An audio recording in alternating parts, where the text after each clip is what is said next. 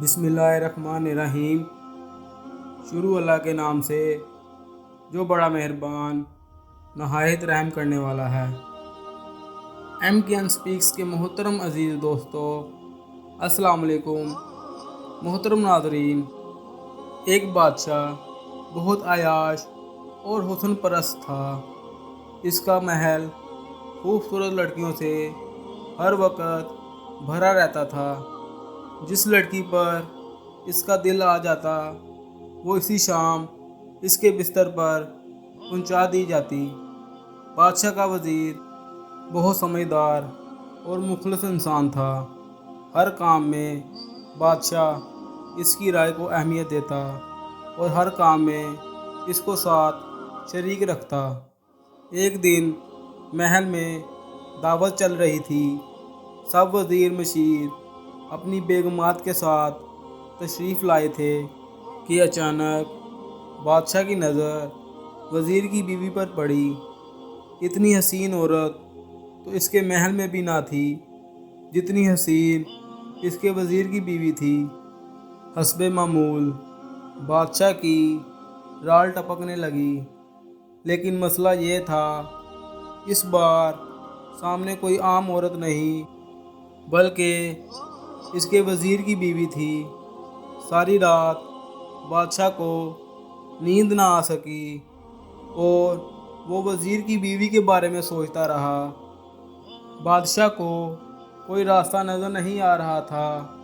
आखिरकार इसके दिमाग ने एक मंसूबा बनाया। सुबह हुई तो बादशाह ने वज़ीर को दरबार में तलब किया और वज़ीर को ख़त देकर कहा कि ये ख़त फ़लाँ मुल्क के बादशाह को पहुंचा कर आना है, लेकिन ये ख़त तुम खुद लेकर जाओगे। इतने खुफिया ख़त के लिए तुम्हारे अलावा किसी और पर भरोसा नहीं कर सकता। वज़ीर ने हमेशा की तरह बादशाह से कहा कि हुक्म की तामील होगी। आपका ख़त मैं खुद हिफाजत से पहुंचा कर आऊँगा।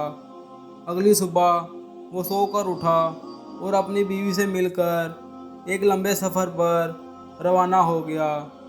बादशाह को जब इत्मीनान हो गया कि वज़ीर सफ़र पर निकल चुका है तो वो महल से निकला और वज़ीर के घर जा पहुंचा। दरवाज़े पर दस्तक दिए बगैर अंदर दाखिल हो गया। वज़ीर की बीवी नहाकर धूप में बैठी थी और बाल खुश्क कर रही थी। बादशाह सलामत को अचानक देखकर बहुत हैरान हुई और उठकर बादशाह का इस्तकबाल किया और कहने लगी कि हजूर, आज हम गरीबों के घर कैसे आना हुआ। बादशाह ने कहा कि मैं सैर करता करता इधर को आ निकला था।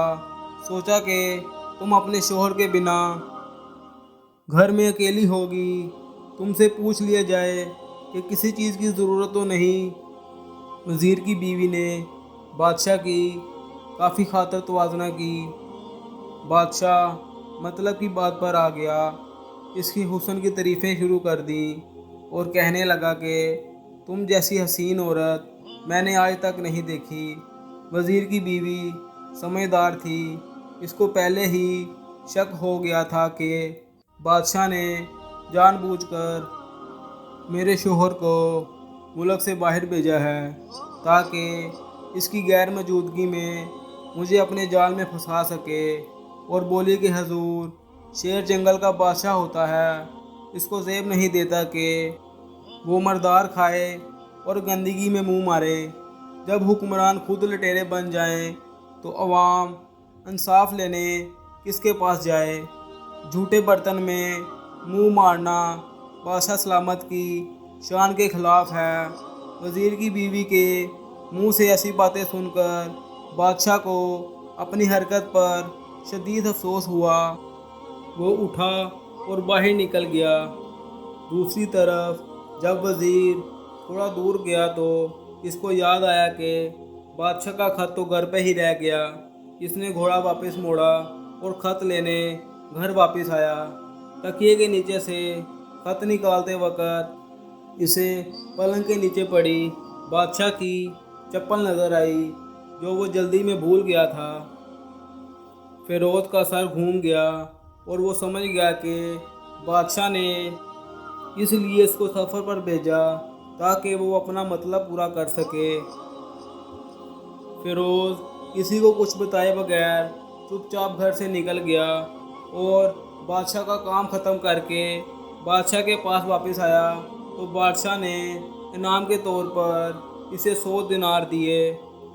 फिरोज दिनार लेकर बाजार गया और औरतों के इस्तेमाल के कुछ कपड़े खरीदे और घर पहुंचकर बीवी को सलाम किया और कहा चलो आपको माँ बाप के घर ले चलता हूँ। बीवी ने पूछा कि ये क्या है? कहा कि बादशाह ने इनाम दिया है और मैं चाहता हूँ कि ये कपड़े पहनकर आप अपने घर वालों को भी बताएं। बीवी बोली जैसे आप चाहें और बीवी तैयार हुई, अपने माँ बाप के घर अपने शोहर के साथ रवाना हुई। फिरोज बीवी को छोड़कर घर वापस आ गया और 1 महीना गुजरने के बावजूद भी बीवी को लेने ना गया। कुछ दिनों बाद बीवी के भाई इसको मिलने आए। इससे पूछा आप हमारी बहन से नाराज़गी की वजह बताएं वरना हम आपको काजी के पास लेकर जाएंगे। इस पर फिरोज़ ने कहा कि जैसा आप चाहो कर सकते हो, लेकिन मेरे ज़िम्मे अब इसका कोई हक बाकी नहीं जो मैंने अदा न किया हो। वो लोग अपना केस काजी के पास ले गए। काजी इस वक्त बादशाह के पास बैठा हुआ था। लड़की के भाइयों ने कहा कि अल्लाह बादशाह सलामत और काजी को कायम और दायम रखे। काजी साहब, हमने एक सरसब्ज़ बाग फलों से भरा हुआ और साथ ही मीठे पानी का कुआं इस शख्स के हवाले किया था। इस शख्स ने हमारा बाग उजाड़ दिया, सारे फल खा गया और दरख्त काट लिया, कुएं को ख़राब करके बंद कर दिया। काजी ने फिरोज़ की तरफ मुतवज्जा होकर पूछा, लड़के तुम क्या कहते हो? फिरोज़ ने कहा, काजी साहब, जो बाग मुझे दिया गया था वो इससे बेहतर हालत में इन्हें वापस किया है। काजी ने पूछा, क्या इसने बाग इसी हालत में तुम्हें वापस किया है जैसे पहले था? इस पर इन्होंने कहा, हाँ वैसी हालत में वापस किया है, लेकिन हम इससे बाग वापस करने की वजह पूछना चाहते हैं। काजी ने कहा, हाँ फिरोज़, तुम क्या कहना चाहते हो इस बारे में? फिरोज़ ने कहा कि काजी साहब, बाग मैंने किसी बुग़्ज़ या नफ़रत की वजह से नहीं छोड़ा। एक दिन मैं बाग में आया तो इसमें मैंने शेर के पंजों के निशान देखे तो मुझे खौफ हुआ कि शेर मुझे खा जाएगा। इसलिए शेर की वजह से मैंने बाग में जाना बंद कर दिया। बादशाह जो टेक लगाए सब कुछ सुन रहा था, वो उठकर बैठ गया और कहा, फिरोज़, अपने बाग की तरफ अमन और मुतमईन होकर जाओ। इसमें कोई शक नहीं कि शेर तुम्हारे बाग की तरफ आया ज़रूर था, लेकिन वो वहाँ कुछ कर ना सका, ना कोई पत्ता तोड़ा और ना ही कोई फल खाया। वो वहाँ थोड़ी देर रुका और मायूस होकर लौट गया और खुदा की कसम, मैंने कभी तुम्हारे जैसे बाग के गिर्द लगी मजबूत दीवारें नहीं देखी। तो फिरोज़ अपने घर लौट आया और अपनी बीवी को साथ वापस लाया। ना तो काजी को पता चला और ना किसी और को कि आखिर माजरा क्या है।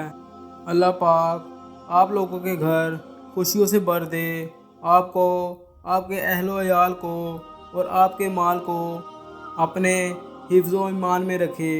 आमीन या रब्बल आलमीन। अब तक के लिए इतना ही। उम्मीद करता हूँ आप सब दोस्तों को आज की ये वीडियो अच्छी लगी होगी। अगर अच्छी लगी हो तो हमारे चैनल को लाइक, सब्सक्राइब और बेल आइकन को प्रेस कर दें। इसके साथ ही इजाज़त चाहूँगा। अल्लाह हाफिज़।